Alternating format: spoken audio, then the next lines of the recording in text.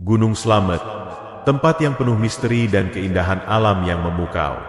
Namun, di balik pesonanya, tersimpan rahasia gelap yang tak terungkap. 4 sahabat memutuskan untuk mendaki, mencari petualangan yang menantang. Tapi siapa sangka, pendakian ini justru membawa mereka ke dunia yang berbeda. Dunia yang penuh bayang-bayang menyeramkan dan suara-suara aneh yang mengintai di balik kabut tebal. Apakah mereka bisa kembali dengan selamat? Atau justru menjadi bagian dari legenda mengerikan Gunung Slamet? Saksikan kisah mencekam ini sampai akhir. Jangan lupa untuk like video ini jika kalian suka kisah misteri yang bikin merinding. Subscribe channel kami agar tidak ketinggalan cerita-cerita horor seru lainnya. Nyalakan lonceng notifikasi supaya kalian jadi yang pertama tahu saat video baru tayang. Tulis komentar di bawah. Apakah kalian berani mendaki Gunung Slamet setelah menonton cerita ini? Fajar baru saja menyingsing ketika Slamet berdiri di depan gerbang pendakian Gunung Slamet. Pandangannya tajam menatap jalur setapak yang mulai samar tertutup kabut. Ia menarik napas dalam-dalam, merasakan udara dingin yang menusuk paru-parunya. Di sebelahnya, Rizky sibuk memeriksa perlengkapan pendakian. Dengan gaya ceria yang selalu membuat suasana hidup, ia berseru, "Wah, petualangan kita kali ini pasti seru banget, Matt." Dewi tersenyum tipis sambil mengencangkan tali ranselnya. "Jangan terlalu bersemangat dulu, Ki. Gunung ini terkenal angker. Banyak cerita aneh yang aku dengar," ujarnya setengah berbisik. Matanya menyapu pepohonan rimbun yang berdiri menjulang seperti raksasa yang diam mengawasi. Ahmad, yang dikenal sebagai sosok tenang dan bijaksana, mengangguk pelan. "Kita harus tetap waspada. Gunung ini memang terkenal mistis. Jangan sampai kita mengganggu penghuni yang tak kasat mata." Sukir hanya terkekeh sinis. "Ah, omong kosong. Itu cuma cerita buat nakut-nakutin orang. Yang penting jangan sombong sama alam. Udah aman." Ia melangkah dengan penuh percaya diri, menunjukkan sikap keras kepala dan tak kenal takutnya. Mereka berlima memulai pendakian dengan penuh semangat. Sesekali tertawa dan bercanda untuk mengusir rasa cemas yang samar terasa. Jalur setapak mulai menanjak terjal, memaksa mereka mengatur napas dan langkah. Pepohonan semakin rapat, menciptakan bayangan gelap yang menambah kesan mistis. Saat matahari mulai tinggi, mereka tiba di sebuah dataran kecil. Dari sini, pemandangan lembah yang hijau membentang luas. "Indah banget," seru Dewi kagum. Namun, kekaguman itu hanya bertahan sesaat. Tiba-tiba angin bertiup kencang, membawa suara lirih seperti bisikan. Slamet terdiam, merasakan bulu kuduknya berdiri. "Kalian dengar itu?" tanyanya pelan. "Apa?" tanya Rizky sambil memiringkan kepala. Suara bisikan, seperti orang memanggil. Sukir tertawa keras. "Ah, jangan mulai halu, Matt." Namun tawa itu mendadak terhenti ketika suara itu terdengar lagi. Kali ini lebih jelas dan menyayat hati. Suara wanita, lirih dan sedih, memanggil pelan, "Kembali, jangan pergi." Mereka saling berpandangan dengan wajah tegang. Ahmad menghela napas dalam, wajahnya berubah serius. "Kita sudah memasuki wilayah yang tidak sembarangan. Jangan gegabah." Dewi menggenggam erat tali ranselnya. Hatinya berdebar kencang, seakan suara itu langsung menusuk jiwanya. Di antara kabut yang mulai turun, bayangan samar terlihat melintas di kejauhan, menghilang di balik pepohonan tua. "Siapa itu?" suara Rizky gemetar, berbeda jauh dari sikap cerianya tadi. Slamet menelan ludah. "Mungkin kita tidak sendirian di sini." Angin berhembus kencang, membawa kabut tebal yang melingkupi dataran kecil tempat mereka berdiri. Suara lirih tadi menghilang, namun rasa dingin yang menusuk tulang tetap menyelimuti suasana. Slamet mengusap lengannya yang merinding. Matanya masih terpaku pada arah bayangan yang melintas. "Kita lanjut aja, jangan termakan sugesti," ujar Sukir sambil melangkah dengan percaya diri. "Kalau dengerin suara aneh gitu, kita nggak akan sampai puncak." Ahmad mengangguk. "Benar, tapi tetap jaga sikap. Tempat ini jelas bukan tempat biasa." Mereka kembali melangkah, menapaki jalur yang semakin menanjak dan licin. Pohon-pohon tua berdiri kokoh dengan akar mencuat ke permukaan tanah, seolah menjadi penjaga abadi hutan. Daun-daun kering yang berserakan menciptakan suara gemerisik di setiap langkah mereka. Dewi berjalan di belakang, sesekali menoleh ke belakang, merasa seperti diikuti sesuatu yang tak terlihat. Rizky yang menyadari kegelisahan Dewi mencoba mencairkan suasana. Santai aja, Wai. Itu cuma kabut dan suara angin. Nggak ada yang aneh. Namun, tak lama setelah kalimat itu terlontar, terdengar suara langkah samar di balik pepohonan. Langkah kaki ringan yang seolah mengekor di belakang mereka. Dewi berhenti, matanya membulat ketakutan. Kalian dengar? Suaranya bergetar. Mereka terdiam, mencoba mendengarkan dengan seksama. Langkah itu terdengar lagi, semakin jelas, semakin dekat, lalu berhenti tiba-tiba. "Siapa di sana?" teriak Slamet sambil menyibakkan ranting-ranting. Tapi tidak ada siapapun. Hanya kabut yang bergerak pelan di antara pohon-pohon tua. Rizky mencoba bercanda untuk menutupi rasa takutnya. "Halah, mungkin cuma hewan kecil, rusa atau monyet kali." Tapi wajahnya tak bisa menyembunyikan kecemasan. Mereka melanjutkan perjalanan dengan lebih hati-hati. Namun, suasana semakin mencekam saat kabut semakin tebal dan udara semakin dingin. Matahari yang tadinya bersinar cerah tiba-tiba tertutup awan kelabu. Seakan-akan alam pun tak ingin mereka berada di sana. Saat mereka mencapai sebuah batu besar yang ditumbuhi lumut tebal, Slamet berhenti tiba-tiba. Matanya terpaku pada sesuatu di permukaan batu. Tulisan kuno yang tergores samar. "Jangan lanjutkan. Kembali sebelum terlambat." Ahmad membaca tulisan itu dengan suara pelan. Ini seperti peringatan. Tapi siapa yang menulisnya? Sukir menggeleng cepat. Pasti pendaki penakut yang gak kuat sampai puncak. "Ayo, jangan buang waktu." Ia melangkah melewati batu itu tanpa ragu. Namun, ketika kaki Sukir menyentuh tanah di balik batu, terdengar suara gemuruh dari arah atas. Batu-batu kecil mulai berguguran, membuat mereka semua menoleh ke atas. Tanah yang diinjak Sukir mulai retak dan bergeser. "Sukir, awas!" teriak Ahmad sambil mencoba meraih tangannya. Namun, terlambat. Tanah di bawah kaki Sukir longsor, membuat tubuhnya terjatuh ke dalam lubang gelap yang dalam. "Ah!" teriak Sukir yang bergema di antara pepohonan. Suaranya semakin menjauh dan akhirnya lenyap dalam kegelapan. Dewi menjerit panik. "Sukir jatuh! Apa yang harus kita lakukan?" Slamet dan Ahmad berusaha melihat ke dalam lubang, namun tak ada dasar yang terlihat. Hanya kegelapan pekat yang menyelimuti. Suara angin berdesir dari dalam, membawa bisikan halus yang menyeramkan. "Kembali, jangan pergi." Suara yang sama seperti sebelumnya, namun kali ini lebih jelas dan menyayat hati. Suara yang seolah berasal dari dalam lubang tempat Sukir terjatuh. Ahmad menarik napas dalam, wajahnya pucat. "Tempat ini bukan tempat biasa. Kita harus segera pergi." Namun, Slamet berdiri teguh. "Tidak, kita tidak bisa meninggalkan Sukir di sini." Matanya menyala dengan tekad. "Aku akan turun mencarinya." Dewi mencoba menghentikan Slamet. "Kamu gila? Kalau kamu turun, kamu bisa ikut hilang." Tapi Slamet tidak menggubris. Ia sudah mengikat tali pada batu besar untuk menuruni lubang itu. "Aku tidak bisa meninggalkan teman. Siapa yang mau ikut denganku?" Keheningan menyelimuti mereka. Dewi menggigit bibirnya, gemetar ketakutan. Rizky mundur selangkah dengan wajah pucat. Ahmad menunduk, menyadari risiko besar yang ada di depan mata. "Aku ikut," jawab Ahmad akhirnya.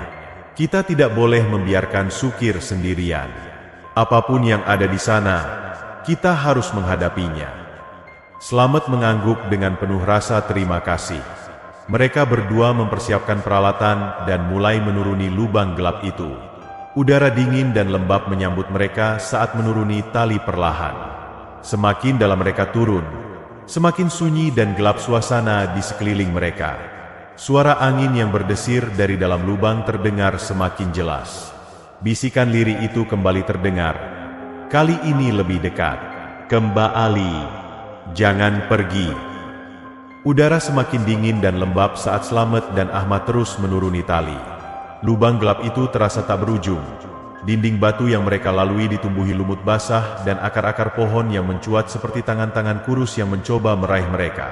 Cahaya dari senter di kepala mereka mulai meredup seiring semakin dalamnya mereka turun. Ahmad menggigil. Entah karena udara yang menusuk tulang atau ketakutan yang mulai menguasai hatinya. Ia mencoba mengusir rasa takut itu dengan berpikir rasional. Sukir pasti jatuh ke dasar. Kita harus menemukannya sebelum terlambat. Namun, suara bisikan itu kembali terdengar, lebih jelas dan tajam. Kembali, jangan pergi.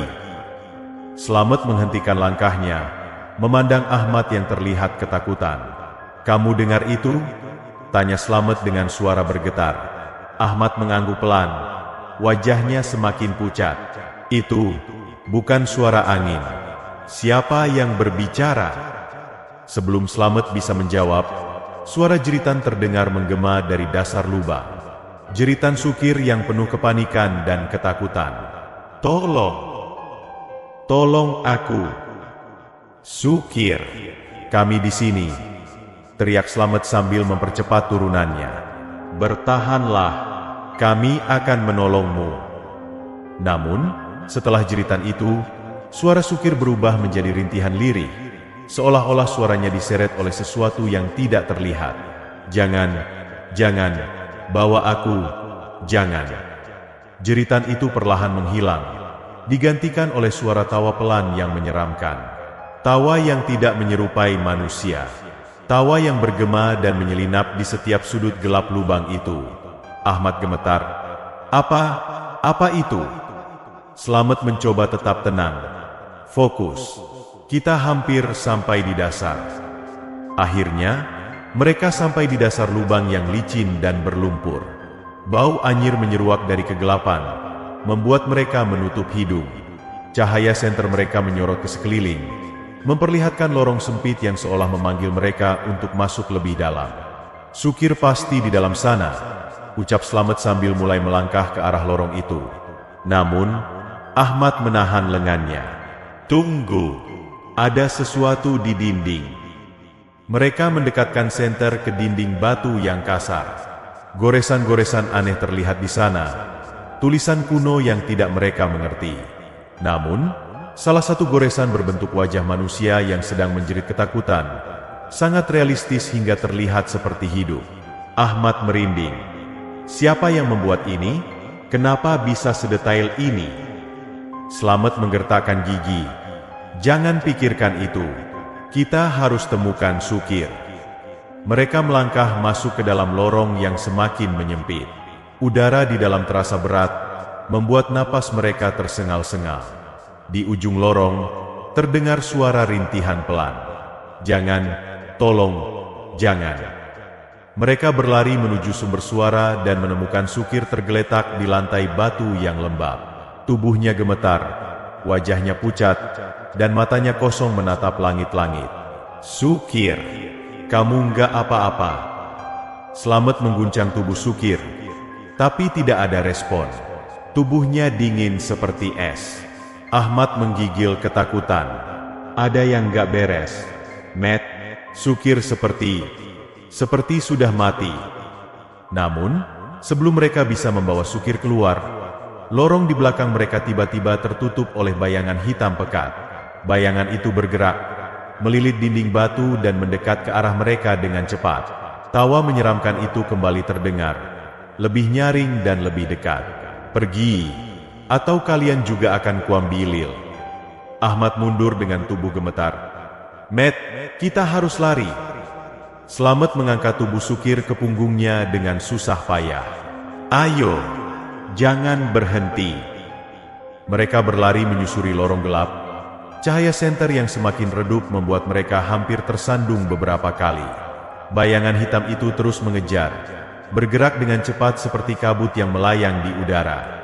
Saat mereka hampir mencapai tali yang tergantung di atas, bayangan itu berubah menjadi sosok tinggi dengan mata merah menyala.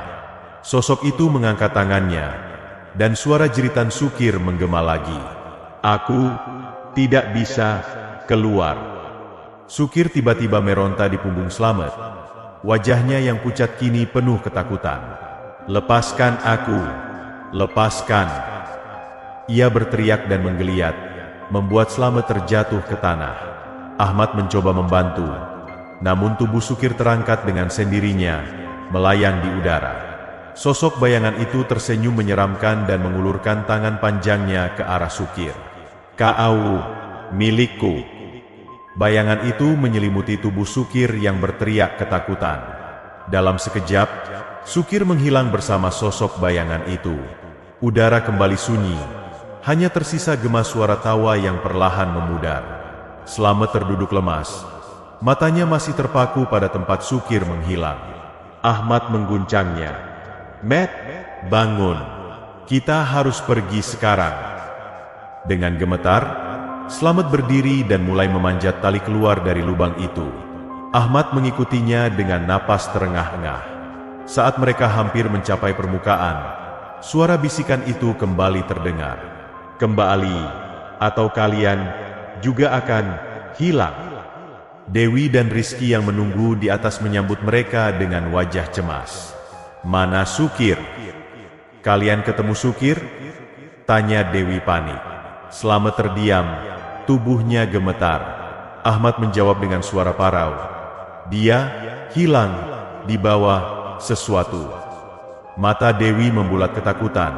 Sementara Rizky terdiam dengan wajah pucat pasi. Gunung Slamet kini terasa jauh lebih menyeramkan daripada sebelumnya.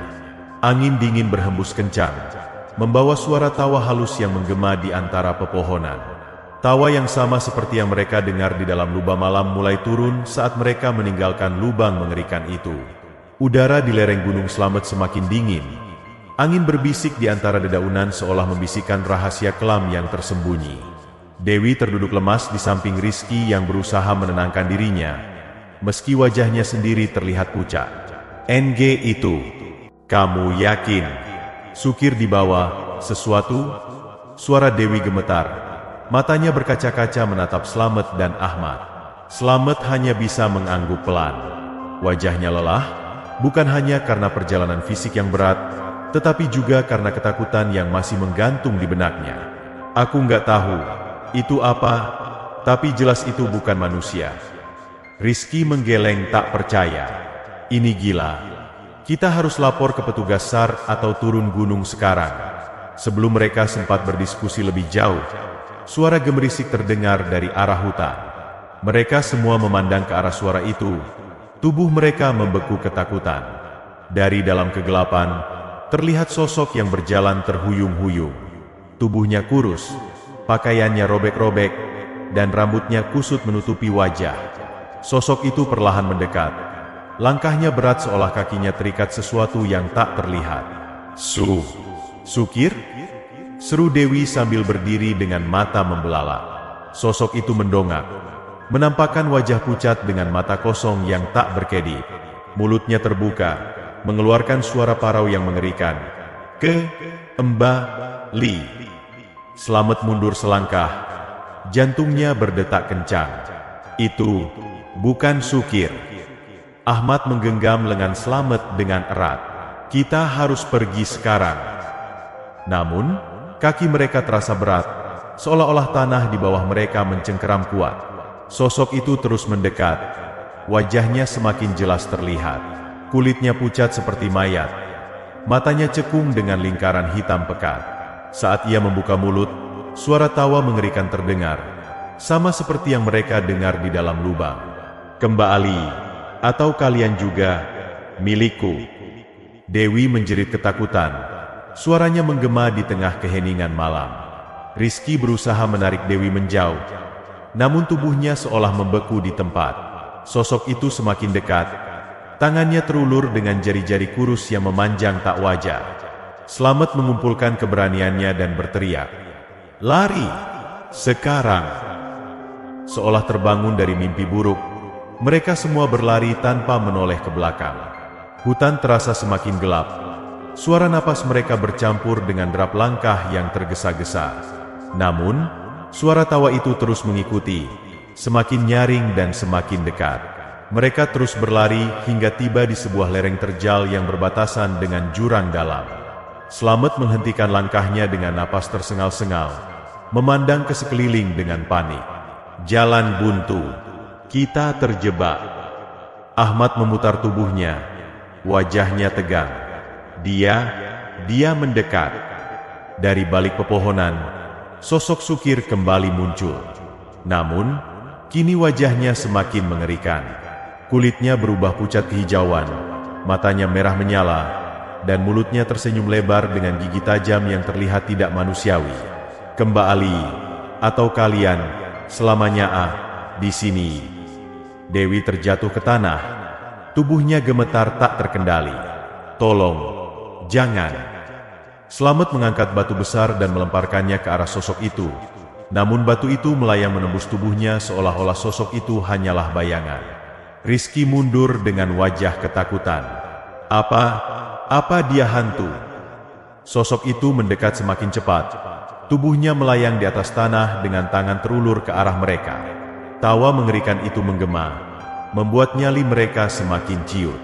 Ahmad berteriak, "Lompat, itu satu-satunya cara." Slamet memandang ke jurang dalam di belakang mereka. "Apa kau gila? Kita bisa mati. Lebih baik mati jatuh daripada diambil oleh itu." Ahmad menunjuk ke arah sosok yang semakin dekat. Tanpa berpikir panjang lagi, Ahmad melompat ke dalam jurang. Tubuhnya melayang di udara sebelum terjatuh ke dalam semak-semak tebal. Rizky menyusul, menarik Dewi yang masih ketakutan untuk ikut melompat. Slamet melihat ke arah sosok yang sudah berada di depannya. Senyumnya yang lebar memperlihatkan gigi-gigi tajam yang meneteskan cairan hitam pekat. "Kau tidak bisa lari." Dengan teriakan putus asa, Slamet melompat ke dalam jurang. Tubuhnya menghantam semak-semak keras sebelum terperosok lebih dalam. Pandangannya mengabur. Tubuhnya terasa sakit di setiap sendi.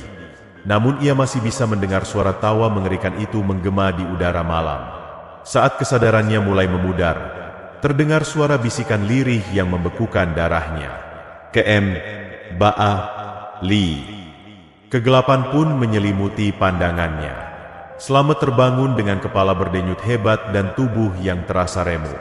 Ranting-ranting tajam menusuk punggungnya. Namun setidaknya semak-semak tebal itu menyelamatkannya dari jatuh yang lebih fatal.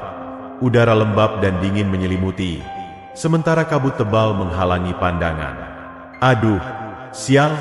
Slamet meringis sambil berusaha bangkit. Tubuhnya masih terasa sakit.